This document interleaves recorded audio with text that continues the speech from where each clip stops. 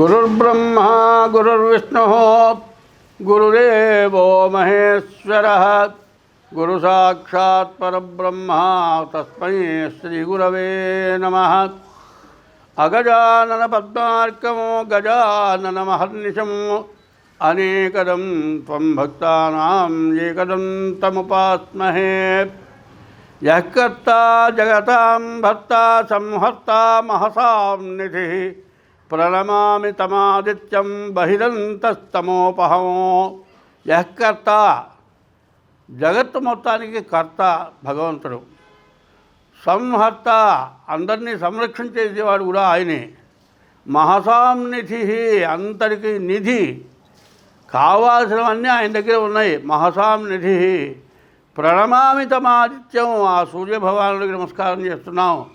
ప్రణమామి తమాదిత్యం బహిరంతస్తమోపహం, లోపల వెలుపల అన్ని చోట్ల అన్ని దేశాల్లో అన్ని చోట్ల నిండి ఉన్నటువంటి భగవంతుడికి నమస్కారం చేస్తున్నాం. అదే పోతన గారు భాగవతంలో పద్యం చెప్పారు.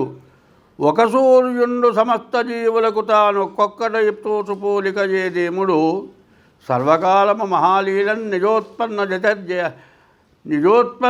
నిగత్యంబుల మృత్సరోరుహములను నానా విధానమున రూపకుడై ఒప్పుచుండు అట్టహరినే ప్రార్థించు సిద్ధుండనే అన్నారు. అటువంటి సూర్యభగవానుడే బ్రహ్మ విష్ణు మహేశ్వర స్వరూపం.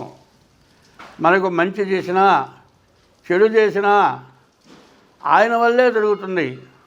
మంచి జరిగినా చెడు జరిగినా ఆయన వల్లే జరుగుతుంది.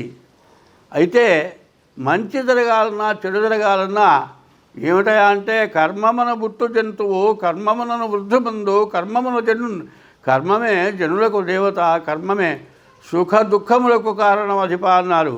మనం చేసే మంచి కర్మ వల్ల మంచి జరుగుతుంది, చెడు కర్మ వల్ల చెడు జరుగుతుంది. అందులో ఈ సంవత్సరం క్రోధినామ సంవత్సరం, క్రోధంతో కూడుకున్నది. నవనాయకుల్లో 9 మందిలో 7 పాపలు, 2 శుభులైనారు. అందువల్ల ప్రతి వాళ్ళకి కూడా సరైనటువంటి సద్బుద్ధి భగవంతుడు ఇవ్వటం లేదు. దానివల్ల రకరకాలైన అల్లకల్లోలాలు వస్తున్నాయి. పశ్చిమ బంగాల్లో ఒక అమ్మాయిని చంపారు అంటే ఎవరో చంపారు అనుకోవటం కాదు, ఉన్నటువంటి దేశంలో ఉన్నటువంటి యొక్క ఉపద్రవాల వల్ల జరుగుతున్నాయి. సరే అది అట్లా అనుకోండి, ఎవరో చంపారు, అది వదిలేసేయండి. ఇప్పుడు తెలుగు దేశాల్లో మరి తెలంగాణ ఆంధ్రాలో విపరీతమైన వరదలు వచ్చి ఎంతోమంది చచ్చిపోయిందో బాధపడుతున్నారు. ఇవన్నీ జరగడానికి కారణం ఏంటి? మనం చేసుకున్నటువంటి దుష్కర్మ. సత్కర్మ చెయ్యాలి, సత్కర్మ చేస్తేనే మనం బాగుంటాం. చాలామంది జాతకాలు అడుగుతున్నారు. జాతకాల్లో చెప్పింది కాదు, బాధలు పోగా కొత్త బాధలు వస్తున్నాయంటున్నారు. జ్యోతిష్యం సరిగ్గా లేదేమో అంటున్నారు, సరిగ్గా చెప్పలేదేమో అంటున్నారు, పూజలు సరిగ్గా చేయలేదేమో అంటున్నారు, జపాలు సరిగ్గా చేయలేదేమో అంటున్నారు. కాదు, జ్యోతిష్యం అనేది పూర్వజన్మ దుష్కృతం వల్ల వచ్చేటువంటి బాధల్ని పోగొట్టేది జ్యోతిష్యం. మరి ఇప్పుడు మనం పుట్టిన తర్వాత చేసేటువంటి దుష్కర్మలు, చెడు పనుల వల్ల వచ్చేది వచ్చే జన్మకు అనుభవించాల్సింది. కాబట్టి ఇప్పుడే కొంత 3 వంతులు అనుభవిస్తూ ఉన్నాం. దానివల్ల రకరకాలైన బాధలు వస్తున్నాయి. కాబట్టి జ్యోతిష్యంతో పాటు దైవాన్ని పూజించాలి. దైవే బలే దుర్బలే అన్నారు. దైవ బలం లేకపోతే దుర్బలులు అవుతారట. అందువల్ల జాతకం చూపించుకోవాలి. ప్రతి వాళ్ళు కూడా జాతకం చూపించుకోవాల్సిందే. వేదంలో ఒక భాగం జ్యోతిష్యం, వేదంలో ఒక భాగం సామవేదం సంగీతం, వేదం ఒక భాగం, మరి మంత్రశాస్త్రం కూడా అందులోదే, అన్నీ కూడా దాంట్లోవే. కానీ దైవస్వరూపాలని కూడా వేదంలో నుంచే చూపించారు. కాబట్టి వేద విహితం అంటారు. వేదంలో ఉన్నదాన్ని ఎవరూ కాదనేటువంటి అర్హత ఎవరికి లేదు. వేదంలో భాగమే జ్యోతిష్యం. జ్యోతిష్యం అనేది సాముద్రికం అనేవి 2 ఉన్నాయి. జ్యోతిష్యము అంటే చీకట్లో వెలుగు, అగ్గిపుల్ల గీచి వెలిగించి చూచినట్టుగా చెప్పగలిగిన జ్యోతిష్యం. సాముద్రికం అంటే సముద్రపు అవతల ఒడ్డు కనపడదు, అట్లాంటి అవతల ఒడ్డును చూచినట్లుగా సాముద్రికం చూసి చెప్పగలిగింది సాముద్రికం. ఇటువంటిది కావాలంటే దైవబలం కావాలి. దైవబలం కలిగి జ్యోతిష్యం చెప్పాలి. అందువల్ల ఈ జ్యోతిష్యం చెప్పేటువంటి వాళ్ళు దైవబలం కలిగి దురాశ లేకుండా సత్య ధర్మాలకు కట్టుబడి ధర్మో రక్షత ధర్మాన్ని మనం రక్షిస్తే ధర్మం మనల్ని రక్షిస్తుంది. కాబట్టి ధర్మ పదాన్ని అనుభవించాలి. ఈ ధర్మాన్ని మనం అనుభవించడం అంటే హిందూ దేశంలో సంస్కృత భాష సంస్కరింపబడిన భాష సంస్కృత భాష. సంస్కృత భాషలో నుంచి ఈ జ్యోతిష్యం వచ్చింది. సంస్కృత భాషలో నుంచి హిందీ వచ్చింది. సంస్కృత భాషలో నుంచి తెలుగు వచ్చింది. సంస్కృత భాషలో నుంచి కన్నడ వచ్చింది. ఇన్ని భాషలు కూడా ఈ 4 భాషలు కూడా సంస్కరింపబడినటువంటి భాషలు. ఇటువంటి భాషల్లో ఇన్ని రకాల మార్గాలు ఉన్నాయి. కాబట్టి ప్రతి దోషానికి కూడా దైవ పూజలు ఉన్నాయి. కాబట్టి మీ గ్రహ దోషాలే కాకుండా దైవానికి సంబంధించిన పూజలు ఉంటాయి.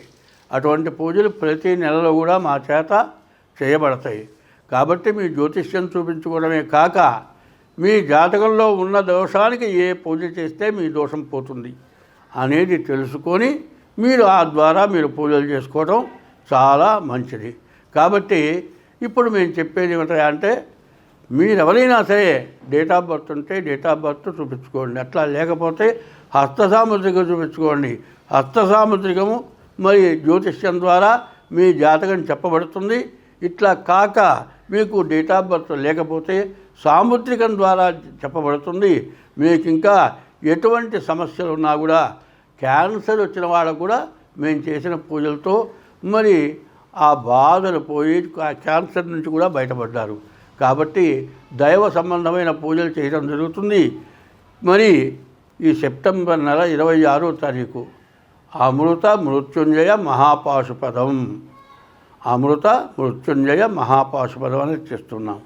ఇది చాలా కష్టంతో కూడుకుంది. ఎన్ని రకాల బాధలైనా కూడా పోతాయి దానివల్ల. ఆ అమృత మృత్యుంజయ పాశుపదం అంటే ఉదయం మొదలుపెట్టామంటే రాత్రి ఏ పని అవుతుందో కూడా చెప్పలేము. అటువంటి అమృత మృత్యుంజయ పాశుపదం. పాశుపదం అంటే అర్థం ఏంటంటే ఒకప్పుడు అర్జునుడిని గురించి తిరుపతి వెంకట కవులు రాయబారం నాటకంలో చెప్పారు. పాశుపదంబు చేయకొనియే భర్గుని యుద్ధములోన గెలిచి రాకేశుని లోకమేగి అతడెక్కిన గద్దియ ఎక్కి చేసే సర్వభూమీషుల గెలిచి చేసే పృథివీశ్వరునీశ్వరుని అశ్వమేధి నీకు అసయ్య కాని ఆలమున కన్నును తాకునే భీములద్ధిరా అన్నారు. అంటే ఇది పాశుపదాస్త్రం అంటే ఈశ్వరుడు అర్జునుడికి మెచ్చి ఇచ్చాడు. అర్జునుడికి మెచ్చి ఇచ్చినటువంటి పాశుపదంతో ఇంద్రలోకానికి వెళ్ళి ఇంద్రుడిని గెలిచాడు. మరి ఎన్నో దేశాలను గెలిచాడు. చక్కటి పరిపాలన చేశాడు అర్జునుడు. అందువల్ల ఈ పాశుపదం అనేది మామూలుది కాదు. అందులో రుద్ర పాశుపదం, రుద్ర మృత్యుంజయం, అపమృత్యం అనేది లేకుండా మరణం లేకుండా ఉండేది మృత్యుంజయం. మరి పాశుపదం అంటే పాశుపద అస్త్రం. తర్వాత రుద్రుడు ఈశ్వరుడికి మహారుద్రం అంటే 111 సార్లు రుద్రం చెప్పి మరి మృత్యుంజయ పాశుపదం అమృత మృత్యుంజయ పాశుపదం. మృత్యువుని జయించాలి అంటే మరణాన్ని జయించాలి. మరి అన్ని వ్యాధుల నుంచి బయటపడాలి. ఇప్పుడు వస్తున్నటువంటి వ్యాధులు ఎట్లా ఉన్నాయి అంటే రోగం ఏమిటో తెలియదు, ఎన్ని పరీక్షలు చేసినా తెలియదు, పరీక్షలకి డబ్బులు అవుతాయి చాలా. ఇన్ని పరీక్షలు చేసినా కూడా వ్యాధి నిర్ధారణ కాదు. తీరా వ్యాధి నిర్ధారణ అయ్యేటప్పటికీ మన దగ్గర ఉన్న డబ్బులు లక్షలు కాదు కోట్లు కూడా ఖర్చు అయిపోతున్నాయి. వ్యాధి నిర్ధారణ కావటం లేదు, వ్యాధి తగ్గటం లేదు. వ్యాధి తగ్గటం జరగటమా వ్యాధి తగ్గకపోవటమా తేలేటప్పటికీ మన దగ్గర ఎన్ని తరాల నుంచో సంపాదించిన డబ్బులు ఆస్తులు మొత్తం ఖర్చు అయిపోతున్నాయి, వ్యాధి పోవట్లేదు. అటువంటి వ్యాధులు నిర్మూలన కోసమని అమృత మృత్యుంజయ పాశుపదం అనేది చేస్తున్నాం. 26వ తారీఖు ఇప్పుడు జరుగుతోంది. సెప్టెంబర్ నెల 26వ తారీఖు రోజున అమృత మృత్యుంజయ పాశుపదం జరుగుతుంది. ఇది సామూహికంగా అందరికీ ఉపయోగపడటం కోసం చేస్తూ ఉన్నాం. ఇందులో మీరు కలవాలి అంటే ముందుగా మా నెంబర్కి ఫోన్ చేసి ఫోన్ ద్వారా దానికి తగినటువంటి మూల్యం చెల్లించుకొని మీరు దీంట్లో ముందుగా మెంబర్స్ చేరి ఈ అమృత మృత్యుంజయ పాశుపదం మీ జాతకం చూపించుకొని మీకు ఏదవసరం ఇది అవసరం అన్నిటికీ పనిచేస్తుంది. ఆల్రౌండర్. ఇప్పుడు ప్రతి వ్యాధికి ఏం చేస్తున్నారు, ఒక మందుతో పాటు మరి యాంటీబయాటిక్ చేస్తున్నారు. యాంటీబయాటిక్ అనేది ముందు వ్యాధిని ఆపుతుంది, శాంత నిర్మూలన కావాలంటే మందుతో అవుతుంది. ఇటు మందు యాంటీబయాటిక్ ఎట్లాగో మరి మృత్యుంజయ పాశుపదం అంత విశేషమైంది. కాబట్టి ఎవరైనా సరే ఇది ఇక మళ్ళీ చేయటం అనేది అంత తేలిగ్గా అయ్యేది కాదు. కావాలని మాకు కూడా అవసరం వచ్చి ప్రత్యేకించి చేస్తూ ఉన్నాం. తర్వాత 26వ తారీఖు అమృత మృత్యుంజయ పాశుపదం, 27వ తారీఖు మరి హరే రామ రామ రామ హరే హరే, హరే కృష్ణ కృష్ణ కృష్ణ హరే హరే. ఈ నామం 24 గంటలు ఉదయం 6 మొదలుకొని మరుసటి రోజు ఉదయం 6 గంటల వరకు ఏకాహం అంటారు. ఆయన అవధూతేంద్ర సరస్వతి స్వామివారు అంటారు. ఆయన ఒకప్పుడు ఈ నామంతో ఎంతోమందికి ప్రాణదానం చేశారు. ఆయన రఘువరదాస్ గారు మొట్టమొదటి పేరు. ఆయన సన్యాసాశ్రమం తీసుకున్న తర్వాత అవధూతేంద్ర సరస్వతి స్వామివారు అంటారు. ఆయన నేను చూశాను. ఆయన చేసిన చోట ఎక్కడా కూడా ఎటువంటి సమస్య లేకుండా అందరూ ఆయురారోగ్య ఐశ్వర్యాలతో ఉన్నారు. కాబట్టి అటువంటి ఏకాహమని కూడా చేస్తూ ఉన్నాను. 27వ తారీఖు ఉదయం 6 నుంచి మరి 28వ తారీఖు ఉదయం 6 గంటల వరకు ఈ ఏకాహం అనేటువంటి నామం జరుగుతుంది. ఈ నామం అంటే ఎట్లా ఎవరో ఇష్టం వచ్చినట్లు కాదు. ఒక్కొక్క సమయంలో ఒక్కొక్క రాగం చెప్పాలి. ఆ రాగంతో సంగీతం నేర్చుకున్నటువంటి వాళ్ళు, సంగీత విద్వాంసులు 24 గంటలు కూడా ఒక్క అహోరాత్రాలు అంటారు. 24 గంటలు కూడా ఈ ఏకాహం జరుగుతుంది. ఒకప్పుడు వాసుదాసుల వారి శిష్యులు సుబ్బదాస్ గారు ఉన్నారు. ఆయన దోసకాయ యజ్ఞం అని చేశారు. దోస చెట్టు వేసి విత్తనం వేసి ఆ చెట్టు పెరిగి పెద్దదై కాపు కాసేంత వరకు ఈ ఏకాహం 24 గంటలు అంటే ఒక 6 నెలలు కనీసం ఈ హరే రామనామం చేశారు. ఈ హరే రామనామంలో ఫలం ఏంటంటే హరేర్నామ హరేర్నామయవ కేవలం కలవు నాస్త్యేవ గతిరన్యథ.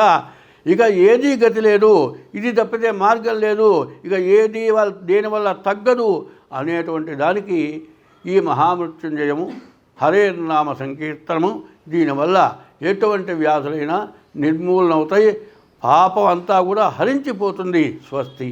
సింహస్యాధిపతి సూర్య. ఇప్పుడు సింహలగ్నం, సింహరాశి ఫలితాలు చెప్పుకుందాం.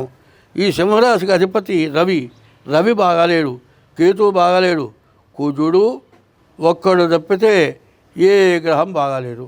ఈ రాశి కూడా పూర్తిగా చెడుగా ఉన్నది. కాబట్టి ఈ రాశివాడు కూడా చాలా జాగ్రత్త పడాలి. ఎందుకంటే బాగా లేదు కాబట్టి చెబుతున్నా. అనవసరంగా చెప్తానని మాత్రం మీరు అనుకోవద్దు. మీరు ఇబ్బంది పడాలనే ఉద్దేశమో మాకు డబ్బులు వస్తాయనే ఉద్దేశంతో మాత్రం నేను పొరపాటు కూడా చెప్పను. కారణం ఏంటంటే 9 గ్రహాల్లో మరి ఏ గ్రహం బాగుంది అంటే ఒక్క కుజుడే బాగున్నాడు, మిగతా గ్రహాలు ఏమీ బాగాలేదు.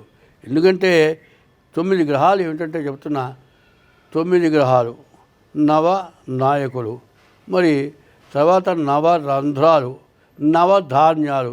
ఇవన్నీ ఏమిటి? మనల్ని రక్షించేవి. ఇప్పుడు మనకు శరీరంలో కళ్ళు 2, ముక్కులు 2, 4, నోరు 5, చెవులు 2, 7. శరీరంలో 7 భాగాలు మెడకాయ దగ్గర నుంచి పైన తలకాయలోనే ఉన్నాయి. ఇవన్నీ కూడా జ్ఞానేంద్రియాలు. తర్వాత ఒంటేలు 2 ఈ 2 కలిపి 9. ఈ 9 ఏది పని చేయకపోయినా మనం ఏమైనా చేయగలమా? చెప్పిన మాట వినపడకపోతేనూ ఇబ్బందే, పోయేటప్పుడు గాలి కనపడకపోయినా ఇబ్బందే, ముక్కులు గాలి ఆడకపోయినా ఇబ్బందే, నోడుతో తినలేకపోయినా ఇబ్బందే. గొంతు ఆపరేషన్ చేసి గొట్టాలు పెట్టి ఘాటు పెట్టి చూపుతో పోస్తున్నారు. మరి నోరు ఆపరేషన్ జరిగింది. ఏమిటి మన జీవితాన్ని పిచ్చే పరిస్థితి వస్తుంది. కాబట్టి ఇటువంటి సమస్యల నుండి బయటపడాలి అంటే మీరు జాతకం జాగ్రత్తగా చూపించుకోవాలి. అందులో ఈ సంవత్సరం క్రోధన నామ సంవత్సరం పూర్తిగా ఈ సంవత్సరం పూర్తిగా విరుద్ధంగా ఉంది. నవనాయకులంటే 9 గ్రహాలు, 9 గ్రహాల్లో 2 గ్రహాలు శుభగ్రహాలు, 7 గ్రహాలు పాపగ్రహాలు. సంవత్సరంలోనే బాగాలేదు. అందులో మీ జాతకం పూర్తిగా బాగాలేదు. కాబట్టి మీ జాతకాన్ని చూపించుకోవడం చాలా అవసరం. ఎన్ని చూసినా కూడా ప్రతిరోజు దేవాలయానికి వెళ్ళండి, శివాలయంలో ప్రదక్షిణ చేయండి, నవగ్రహాల పూజ చేయండి. ఎవరంటే మీరు హిందూ మతం ప్రకారం చెబుతున్నారంటే హిందూ మతం కాదు, ఏ మతస్థుల దేవుణ్ణి ఆ మతస్థులు పూజించండి. ఎవరి ఇంటి దేవుణ్ణి వాళ్ళు పూజించండి. తల్లిదండ్రులను ఎప్పుడూ పూజించండి. ఎవరిని హింసించబాకండి. భార్యని హింసించకండి. ఎప్పుడు కూడా తల్లిదండ్రులను ఇబ్బంది పెట్టబాకండి. ముందు వాళ్ళు తిన్న తర్వాత మీరు తినండి. ఇట్లాంటి పనులు ఎవరైతే చేస్తారో, ఏ మతమైనా తల్లిదండ్రులకు అన్నం పెట్టొద్దని ఏమైనా చెబుతుందా? మరి భార్యని హింసించమని ఏ మతమన్నా చెప్పిందా? మరి నీ దేవుణ్ణి పూజించు, నీ దేవుణ్ణి గొప్పగా చూడు, ఇతర దైవాన్ని నిందించమని ఏ మతం మాత్రం చెప్పలే. మరి నీ సొంతమైనటువంటి మాటలు పెట్టుకొని నా దేవుడు గొప్ప, నీ దేవుడు తక్కువ, మొట్టమొదటి దేవుడు నా దేవుడే, నీ దేవుడు మా గొప్ప దేవుడు కాదు అని విమర్శ చేసినట్లయితే నీ దేవుణ్ణి నీవు పూజించినటువంటి సత్ఫలితాన్ని కోల్పోతావు. కాబట్టి ఈ రాశి వాళ్ళు ఏం చేయాలి? ముందు మీ డేట్ ఆఫ్ బర్త్ ద్వారా కానీ లేక మీ హస్త సాముద్రికం ద్వారా కానీ మీ జాతకం చూపించుకొని తగిన శాంతి చేయించుకోండి. ఇక్కడ 3 రకాలు జరుగుతాయి. మీరు దేవుణ్ణి మీ సొంతగా మీరు పూజించడం, 2 జాతకం చూపించడం, గ్రహాల యొక్క శాంతి చేసుకోవటం. ఈ 2 కాక మూడవది ఏమిటా అంటే కుటుంబంలో తల్లి, తండ్రి, భార్య, పిల్లలు ఉన్నారంటే ఇందులో ఒకళ్ళైనా దుర్మార్గులు అవుతారు. నువ్వు ఎంత మంచివాడవైనా నీ పిల్లల్లో ఒకడు దుర్మార్గుడైతే వాడు చేసిన పాపం నువ్వు కూడా అనుభవించాలి. కాబట్టి నీ మంచితనం నీకు దక్కాలి అంటే నీ ఇష్టదైవాన్ని పూజించు.